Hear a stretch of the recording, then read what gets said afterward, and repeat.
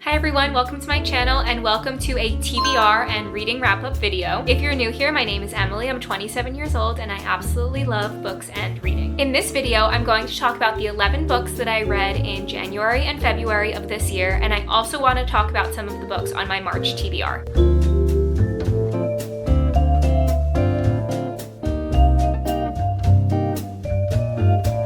I am going to hold off on making this a TBR jar video. I'll probably do my next one of those for April, and that's just because I have a lot of fun videos planned for March and I don't think I'll be able to read any books on my TBR outside of the books I have planned for those videos. So I'm not going to do a TBR jar video. I'm just going to talk about some of the books that I want to read this coming month. I'm also just a mood reader in general, so it is hard for me to stick to a TBR, but I'm going to try my best for March because, like I said, I do have those videos that I'm really excited about. Okay, so let's get into it. Starting off with the first book I read in 2025, which was Done and Dusted by Lila Sage. Done and Dusted is the first book in the Rebel Blue Ranch series, and those are small town cowboy romances. And while these are very quick reads, they are like the perfect little palate cleanser. They're your quintessential cowboy romance books. So if you're looking for something like that, I would definitely check out the Rebel Blue Ranch series, starting with Done and Dusted. And I believe I gave this one 4 stars. And while I'm talking about Done and Dusted, I'll also talk about Swift and Saddled, which I also read in January, and this is the second book in the Rebel Blue Ranch series. So I do have a hard copy of this one, but I read the other one on my Kindle, and this is the same thing. I honestly couldn't tell you what happened in Done and Dusted versus Swift and Saddled because they are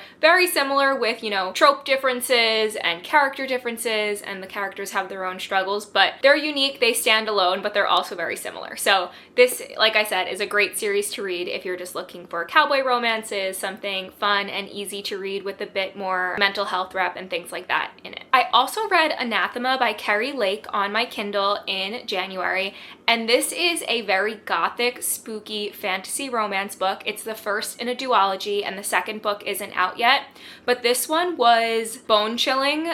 The way that this author described things and the tension and the fear in these characters was like palpable at some points, and I feel like because of that, this can also be kind of classified as a horror book, so that's just something to be aware of if you go into it. I would recommend Anathema to those of you who really liked One Dark Window. This is very similar with like the misty gothic vibes, but just be aware that it is a bit scarier. It's a bit more graphic than One Dark Window is, so that's just something to be aware of in case you do read Anathema. But I did give this one 4.5 stars, I believe, because the writing was just so visceral and the story kept me engaged the whole time, and it is a bit of a slow burn, so that's just something to keep in mind as well. But overall, that is a solid fantasy romance starter, and I'm very excited for the second book to come out later this year. Then I started my Iron Flame reread, and I was re-listening to this one on audio, and I was listening to the graphic audiobook just because I didn't want to spend time rereading it because there was other books that I wanted to read, but I still wanted to read Iron Flame again before Onyx Storm came out. I actually liked it the second time around more. I did stick with my original 4-star rating, but I just enjoyed the story of Iron Flame a bit more the second time around. And I actually have 2 videos where I talk about my reread of Iron Flame, and then one where I talk about Onyx Storm, and I do a full spoiler-filled reaction to Onyx Storm. So if you haven't watched those, check them out. So I'm not going to talk too much about Iron Flame and Onyx Storm, but I did reread Iron Flame in January, and then I read Onyx Storm after it came out, and Onyx Storm ended up being my favorite book in the Fourth Wing series so far, which I was pleasantly surprised about. That is Iron Flame and Onyx Storm. I also read Play Along by Liz Tomford, and this is one of the books in the Windy City series, and I actually haven't read any of the other books in the Windy City series, but I really wanted to read Play Along based on some of the reviews that I've seen, and I loved it. It is a marriage of convenience, fake dating, sports romance book, and it has just really great character development, and watching these 2 main characters' story progress as the book goes on was just so good. This was one of those books where I just wanted to sit down and devour it in like 1 or 2 sittings, and I absolutely loved it. I actually gave Play Along 5 stars. I will go back and read the other books in the Windy City series at some point, but I'm not really in the mood for those right now, so I'll do that when the time is right. But Play Along was so good. Would definitely recommend that to anybody who's looking for a sports romance, or if your love language is words of affirmation. Okay, and that brings us to February. So far we've talked about Swift and Saddled. I forgot I have some of these books in front of me. We talked about Iron Flame and Onyx Storm. Then in February, I read 2 Ali Hazelwoods. I read her new release, Deep Bend. It's not my favorite Ali Hazelwood book, and I did end up liking it more than I thought I would after I saw like what tropes were in this book and what the subject matter of this book was. I did end up liking it more, and I think there's a lot going on in this book. I think Ali Hazelwood did a great job with it. It's just not personally my favorite book by her. So I think I gave this 3 stars. Thinking back on it, maybe I'd give it like 2.5 stars, but overall, if you like Ali Hazelwood, I would definitely give Deep End a try, just to see if you like kind of like her new direction that she's taking her writing. For a while, people were saying all of her books were the same. I didn't care about that. I still liked all of her books, but her recent work is a bit more different than the first few books she came out with, like The Love Hypothesis and Love on the Brain and things like that. So that's Deep End. And I also read her audio-only book, which is called Two Can Play, and it's about 2 video game designers. And it's just a really cute novella that takes place on a ski trip, so I thought it was perfect to read in the month of February. And I also was reading that to build anticipation for Deep End. It was more similar to her earlier work, so I think that's why I like Two Can Play a bit more than Deep End. But at the end of the day, it is a novella, and there's not like that much you can do with the novella because it's not a full-length novel. But if you're looking for something quick, like maybe if you have a road trip that you're trying to take and you want to listen to a book on the road trip, I would definitely recommend Two Can Play by Ali Hazelwood. I also read The Favorites by Lane Fargo in January, and this one took me a bit longer to get through because I had a lot going on in February, but I did really like it, and then I finally was just able to sit down and like devour the end of this book. And I really liked the documentary style in this book. I felt like it was the perfect backdrop for this story, like this documentary about this famous ice dancing couple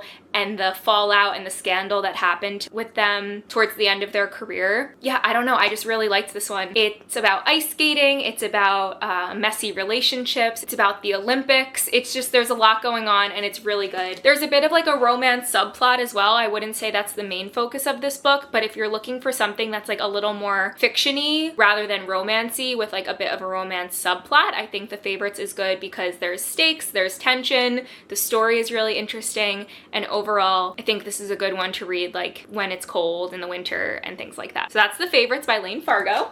And then in February, I also read Beartown by Frederick Bachman, and I gave this one 4 stars. I really, really liked Beartown. I want to read the next 2 books in this trilogy at some point in March, so I have those on my TBR, and I'll talk about that when I get to my TBR. But this one is really great if you like books that have multiple points of view that kind of weave together to create a very compelling story. So Beartown is about not really a small, it's definitely a sizable town, but they have this deep loyalty to their hockey team, and when something happens in this town that kind of shakes like what they know about the people in the town and about hockey, it kind of turns everything on its head, and the town is grappling with like the fallout of what happens in this book.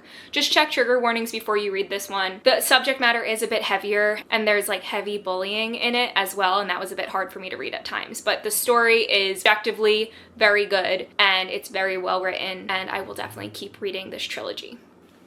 The last book I read in February was Heavenly Bodies by Imani Iru, and I talked about this in my most recent reading vlog, so I don't want to, keep harping on this because I don't really love giving negative reviews, but this one just wasn't for me. I felt like it was a bunch of tropes that were kind of like strung together in a story. I didn't feel the tension. I didn't feel like any love between the 2 main characters, which was kind of surprising, and I just felt like overall it just wasn't my favorite.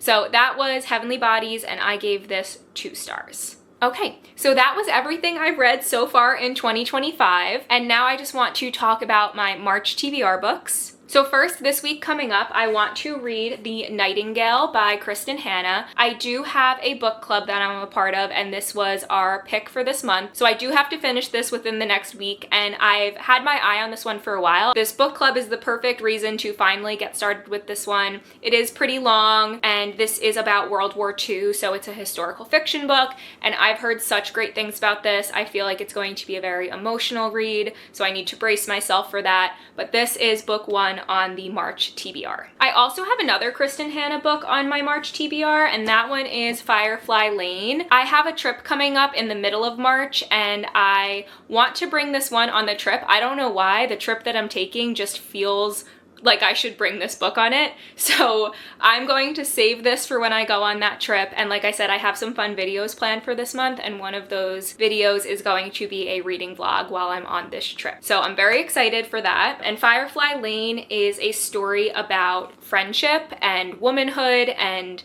you know, finding yourself in this world. And I really like the top line of this and the back blurb. It says, "Sometimes a novel comes along that speaks to a generation." And I feel like this one is also going to be very emotional. It's going to be a very compelling read. And there is a TV show out that I've never seen, but my mom watched it, and I know that she absolutely loved it and like bawled her eyes out while she was watching this TV show. So I am very excited to read Firefly Lane, and I'm going to put that with my other Kristen book for March. I've only read one other book by her, and that one was called Magic Hour, and I think I read that like 5 years ago, but that one I flew through that book because I just had to know what was happening, and that one again was kind of like a very emotional read. Her writing is just so engaging, and you just want to keep reading, and you just want to know what happens in her stories. So very excited for those two books because I haven't read another book by her in a very long time. The other book that I'm going to bring with me on this trip is Emily Wilde's Compendium of Lost Tales. If you watched my top 8 books of 2024 video, you know that Emily Wilde is one of my favorite books from last year. This is the third book in a trilogy. This book follows Emily Wilde, who is a scholar of fairies, and her like academic rival, and their story as they travel to different parts of the world, like learning about these fairies and the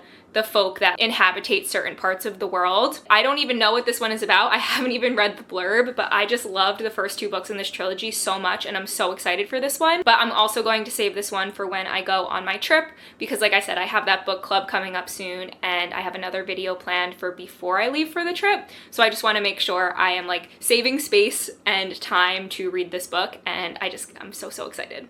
So that's Emily Wilde's Compendium of Lost Tales. The other 2 books on my March TBR are Rebel Witch by Kristen, and that is the second book in the Heartless Hunter duology. And if you didn't read Heartless Hunter, that is about a witch and a witch hunter, and it kind of takes place in this very Regency-esque type of world, and the witch is a socialite, but she's also trying to help other witches escape this very oppressive world that they live in. The stakes in Heartless Hunter were very high. I want to read Rebel Witch soon because it came out recently. However, I am very like nostalgic about when I read certain books, and I had read Heartless Hunter when I was on a trip to New Hampshire. I was on a hiking trip with my fiance, and that was in June, and the summertime vibes were just like so perfect when I read that book. I just remember sitting out on the lawn at the Airbnb that we were staying. It was just like the perfect vibes to read a book in the summer. Everything was like so green. Like being with nature was so nice, and I feel like I have to read Rebel Witch in the same type of like atmosphere. I don't know if anybody else does that. I feel like it's kind of weird, but I feel like I need to like keep the vibes of a series going from when I started it. I don't know if that makes sense. So I want to read Rebel Witch soon because I really want to know what happens in that series, but I feel like I need to wait till the summer. I don't know. It's kind of weird, but I don't know if anybody else does that. Let me know if you do. So maybe I'll read Rebel Witch in March, or maybe I'll save it for when the weather starts getting warmer and I'm like on another type of hiking trip or something like that. Finally, I have a ski weekend planned with some girlfriends. I don't ski anymore. I used to ski, but then I tore my ACL, so I no longer ski. Normally when everyone's skiing, I get to do a lot of reading, and I get a lot of reading done. So I'm going to bring Us Against You, which is the second book in the Beartown trilogy, on that trip, I think. That is the last book on my official March TBR. Well, actually, it's not, because I have another video planned, but I feel like I shouldn't share what those books are. Actually, I will. I don't really care. I plan on rereading all of the Hunger Games books before Sunrise on the Reaping comes out, and I want to do a video for that because I am a diehard Hunger Games fan and I am very excited to reread these books. These are my original copies from middle school of the Hunger Games, and then I finally recently bought a hard copy of The Ballad of Songbirds and Snakes. So I do want to reread these over the next few weeks before Sunrise on the Reaping comes out, and then make a video of me rereading this series. I want to do that video like full spoilers so people can maybe watch it, I don't know, maybe watch it to like remember what happens in the other books before we all start the new Hunger Games book. And that book, if you don't know, is Haymitch's prequel, and I am so excited for it. I know that a lot of people have been wanting to know Haymitch's story for so long, myself included, and I'm so excited for that book to finally come out. So we'll put these up here as well. So that wraps up my January and February reading wrap up and my March TBR books. So my March TBR is a bit ambitious, but I feel like I can do it because I have a plan for when I'm going to read all of these books. I'm so excited to read them and share my thoughts with you all. I hope you enjoyed today's video. If you did, let me know in the comments, and please do all of those other classic YouTube things like comment, and subscribe. Thanks again for watching, and bye for now.